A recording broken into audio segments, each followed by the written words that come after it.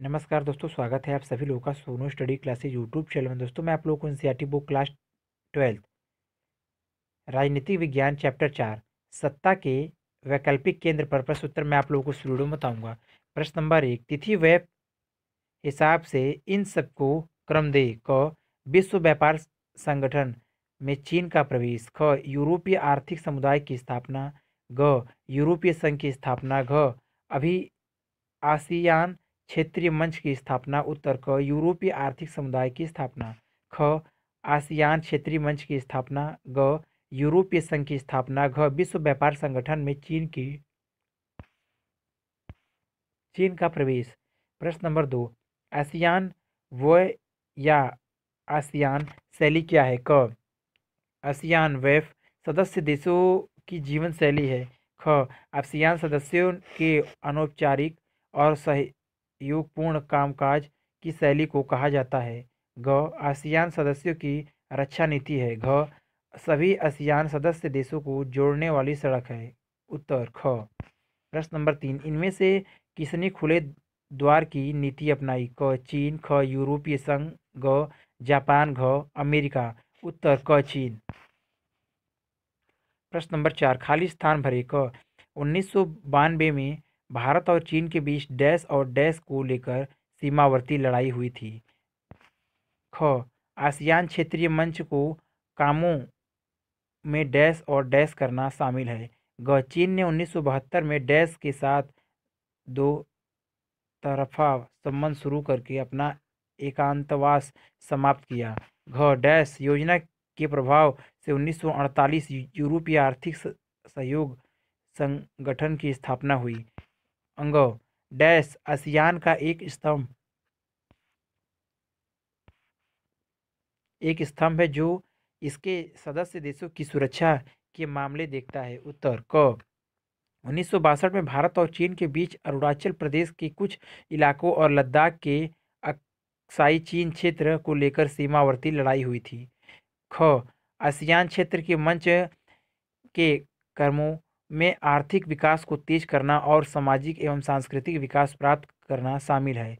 ग, चीन ने 1972 में अमेरिका के साथ दो तरफा संबंध शुरू करके अपना एकांतवास समाप्त किया। घ, मार्शल योजना के प्रभाव से 1948 यूरोपीय आर्थिक सहयोग संगठन की स्थापना हुई। अंग, आसियान सुरक्षा समुदाय आसियान का एक स्तंभ है जो इसके सदस्य देशों की सुरक्षा के मामले देखता है। प्रश्न नंबर 5, क्षेत्रीय संगठनों को बनाने वेफ उद्देश्य क्या है? उत्तर, क्षेत्रीय संगठनों को बनाने के निम्नलिखित उद्देश्य है। नंबर 1, क्षेत्रीय देशों के लोगों का कल्याण और जीवन में गुणवत्ता लाना। नंबर 2, क्षेत्र में आर्थिक वृद्धि, सामाजिक प्रगति एवं सांस्कृतिक विकास लाना। नंबर 3, सामूहिक आत्मनिर्भरता को बढ़ावा देना। नंबर 4, अन्य देशों के साथ सहयोग करना। नंबर 5, आर्थिक, सामाजिक, सांस्कृतिक, तकनीकी और वैज्ञानिक क्षेत्रों में आपसी सहयोग को बढ़ावा देना। नंबर 6, एक दूसरे की समस्याओं के लिए आपसी विश्वास, समझबूझ व सहृदयता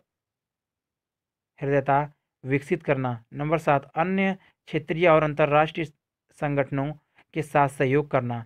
प्रश्न नंबर 6, भौगोलिक निकटता का क्षेत्रीय संगठनों के गठन पर क्या असर होता है? उत्तर, भौगोलिक निकटता का क्षेत्रीय संगठनों के गठन पर सकारात्मक असर पड़ता है। भौगोलिक निकटता के कारण उस क्षेत्र के देशों की कई समस्याएं, धर्म, रीति रिवाज तथा भाषाएं समान होती हैं, जिसके कारण एक क्षेत्रीय संगठन के निर्माण में मदद मिलती है। क्षेत्रीय संगठनों से संबंधित देशों में परस्पर सहयोग एवं गठबंधन की भावना पैदा होती है। क्षेत्रीय संगठन के कारण संबंधित देशों में शत्रुता एवं युद्ध की भावना न होकर बंधुत्व एवं शांति की भावना पैदा होती है। प्रश्न नंबर 7, आसियान विजन 2020 की मुख्य मुख्य बातें क्या हैं? उत्तर, आसियान विजय 2020 की मुख्य बातें इस प्रकार है। नंबर 1, आसियान विजय 2020 में अंतर्राष्ट्रीय समुदाय में आसियान की एक बहुमुखी भूमिका को प्रमुखता दी गई है। नंबर 2, हनोई कार्य योजना के तहत क्षेत्रीय आर्थिक एकीकरण, व्यापारिक उदारीकरण तथा वित्तीय सहयोग की वृद्धि के लिए विभिन्न उपाय निर्धारित किए गए हैं। नंबर 3, आसियान विजन 2020 के तहत एक आसियान सुरक्षा समुदाय, एक आसियान आर्थिक समुदाय तथा एक आसियान सामाजिक एवं सांस्कृतिक समुदाय बनाने की संकल्पना की गई है। प्रश्न नंबर 8, आसियान समुदाय के मुख्य स्तंभों और उनके उद्देश्यों के बारे में बताएं। उत्तर, आसियान समुदाय के 3 मुख्य स्तंभ है। नंबर 1, आसियान सुरक्षा समुदाय, यह समुदाय आसियान देशों के बीच होने वाले टकराव को दूर करता है। नंबर 2, आसियान आर्थिक समुदाय, आसियान आर्थिक समुदाय आसियानों देशों का साझा बाजार और उत्पादन आधार तथा क्षेत्र में सामाजिक और आर्थिक विकास को बढ़ावा देता है। नंबर 3, आसियान सामाजिक सांस्कृतिक समुदाय, यह समुदाय आसियान देशों के बीच सामाजिक एवं सांस्कृतिक संबंधों को बढ़ावा देता है। प्रश्न नंबर 9, आज की चीनी अर्थव्यवस्था नियंत्रित अर्थव्यवस्था से किस तरह अलग है। उत्तर, आज की चीनी अर्थव्यवस्था नियंत्रित अर्थव्यवस्था से पूरी तरह अलग है। चीनी अर्थव्यवस्था की नीति विदेशी पूंजी और औद्योगिक के निवेश से उच्चतर को प्राप्त करना है। चीन ने वर्तमान समय में बाजारोन्मुख अर्थव्यवस्था को अपनाया है। चीन ने शॉक थेरेपी की अपेक्षा चरणबद्ध ढंग से अपनी अर्थव्यवस्था को बाजारोन्मुख बनाया। चीन ने 1982 में कृषि एवं 1998 में उद्योगों का निजीकरण किया। आर्थिक विकास के लिए विशेष आर्थिक क्षेत्रों की स्थापना की गई। दूसरे शब्दों में कह सकते हैं कि वर्तमान चीनी अर्थव्यवस्था 1950 की चीनी अर्थव्यवस्था की अपेक्षा अधिक खुलापन लिए हुए हैं। प्रश्न नंबर 10, किस तरह यूरोपीय देशों ने युद्ध के बाद की अपनी परेशानियां सुलझाई है। संक्षेप में उन कदमों की चर्चा करें जिनसे होते हुए यूरोपीय संघ की स्थापना हुई। उत्तर, यूरोपीय देशों ने दूसरे विश्व युद्ध के पश्चात आपसी बातचीत, सहयोग एवं परस्पर विश्वासों ले आधार पर अपनी परेशानियों दूर किया। यूरोपीय देशों ने अपने आर्थिक विकास के लिए 1948 में मार्शल योजना के अधीन यूरोपीय आर्थिक सहयोग संगठन की स्थापना की। राजनीतिक सहयोग के लिए यूरोपीय देशों ने 1949 में यूरोपीय परिषद की स्थापना की। 1957 ईस्वी में इन देशों ने यूरोपीय आर्थिक समुदाय EEC की स्थापना की। प्रश्न नंबर 11, यूरोपीय संघ को क्या चीजें एक प्रभावी क्षेत्रीय संगठन बनाती है। उत्तर, यूरोपीय संघ को निम्नलिखित चीजें एक प्रभावी क्षेत्रीय संगठन बनाती हैं। नंबर 1, यूरोपीय संघ यूरोपीय देशों का एक क्षेत्रीय संगठन है। नंबर 2, यूरोपीय संघ का अपना झंडा, गान, स्थापना दिवस तथा मुद्रा है जो इसे शक्तिशाली स्थिति प्रदान करते हैं। नंबर 3, यूरोपीय संघ का विश्व राजनीति में आर्थिक, राजनीतिक, कूटनीतिक तथा सैनिक महत्व बहुत अधिक है।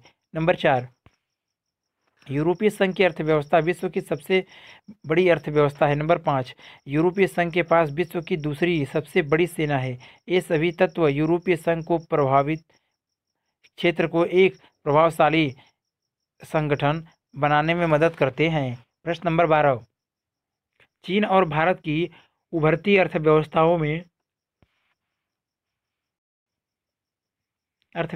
में मौजूद एक ध्रुवीय विश्व व्यवस्था को चुनौती दे सकने की क्षमता है। क्या आप इस कथन से सहमत हैं? अपने तर्कों से अपने विचारों को पुष्ट करें।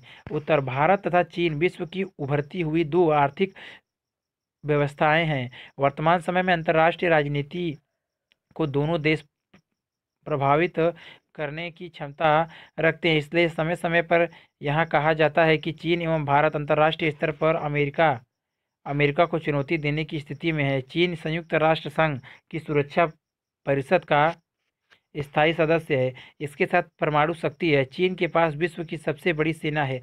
इसके साथ चीन बड़ी तेजी से अपनी अर्थव्यवस्था को विश्व स्तरीय बना रहा है। जहां तक भारत का सवाल है तो कुछ समीक्षक भारत को आने वाले समय की महाशक्ति के रूप में देख रहे हैं। भारत विश्व का सबसे बड़ा लोकतांत्रिक देश है। भारत ने संचार तकनीक, विज्ञान एवं सूचना के क्षेत्र में पिछले कुछ वर्षों से किसी भी देश से अधिक उन्नति की है। भारत के पास एक शक्तिशाली सेना है तथा भारत एक परमाणु संपन्न जिम्मेदार राष्ट्र है। अमेरिका ने अंतर्राष्ट्रीय स्तर पर भारत की भूमिका को देखते हुए ही भारत के साथ असैनिक परमाणु समझौता किया है। अतः कहा जा सकता है कि आने वाले समय में चीन एवं भारत एकपक्षीय विश्व को चुनौती दे सकती है।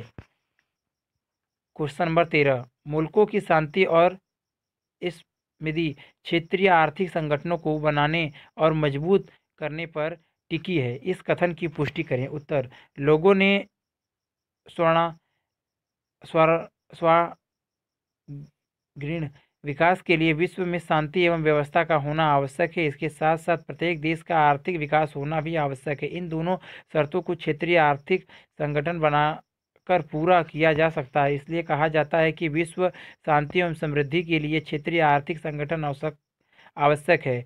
अतः अधिकांश महाद्वीपों में क्षेत्रीय आर्थिक संगठन बने हुए हैं, जैसे यूरोप में यूरोपीय संघ, एशिया में एशिया तथा सार्क ए संगठन संबंधित देशों के आर्थिक विकास को अधिक बढ़ावा देने तथा उन्हें युद्ध से दूर रखते हैं, ताकि क्षेत्र एवं विश्व में शांति बनी रहे। प्रश्न नंबर 14, भारत और चीन के बीच विवाद के मामलों की पहचान करें और बताएं कि बेहतर सहयोग के लिए उन्हें वेब से निपटाया जा सकता है। अपने सुझाव भी दीजिए। उत्तर, भारत तथा चीन दो पड़ोसी देश हैं। दोनों देशों के मध्य ऐसे बहुत से मुद्दे हैं जो दोनों देशों के संबंधों में तनाव भी पैदा करते हैं। नंबर 1, सीमा विवाद। भारत चीन के बीच सबसे तनावपूर्ण मुद्दा सीमा विवाद है। 1962 में भारत और चीन के बीच युद्ध हुआ। उस समय चीन ने बहुत से भारतीय क्षेत्र पर अधिकार कर लिया, जिसे आज भी चीन अपना क्षेत्र बताता है। नंबर 2, मैकमोहन रेखा। मैकमोहन रेखा वह रेखा है जो भारत और चीन के क्षेत्रों की सीमा निश्चित करती है। यह रेखा 1914 में भारत, चीन तथा तिब्बत के प्रतिनिधियों के एक सम्मेलन द्वारा निश्चित की गई थी। 1956 तक चीन ने मैकमोहन रेखा को स्वीकार करने से स्पष्ट इनकार कर दिया था, किंतु 1956 के बाद चीन ने इस सीमा रेखा संबंधित अपनी आपत्ति को प्रकट करना आरंभ कर दिया था। नंबर 3, चीन का पाकिस्तानी को हथियारों की आपूर्ति करना। चीन ने सदैव पाकिस्तान को हथियारों की आपूर्ति की है, जिसका प्रयोग पाकिस्तान भारत के विरुद्ध करता है। इसके लिए भारत ने कई बार चीन से अपना विरुद्ध जताया है। नंबर 4, भारत द्वारा दलाई लामा को सर्वप्रथम देना। चीन को सदैव इस बात पर आपत्ति रही है कि भारत दलाई लामा का समर्थन करता है। भारत और चीन के सहयोग के लिए सर्वप्रथम अपने सीमा विवाद को सुलझाना चाहिए। दोनों देशों को इस प्रकार का रास्ता निकालना चाहिए जो दोनों देशों को मंजूर हो। चीन को मैकमोहन रेखा के विषय में भारत से सहयोग करना चाहिए। चीन द्वारा पाकिस्तान को दी गई हथियारों की आपूर्ति भारत चीन संबंधों में तनाव पैदा करती है। अतः चीन को पाकिस्तान को हथियारों की आपूर्ति के समय सतर्क रहने की आवश्यकता है। दलाई लामा के विषय पर भी दोनों देशों को बातचीत द्वारा सर्वसामान्य उपाय निकालना चाहिए। इन सभी उपायों द्वारा ही इन क्षेत्रों का विकास हो सकता है।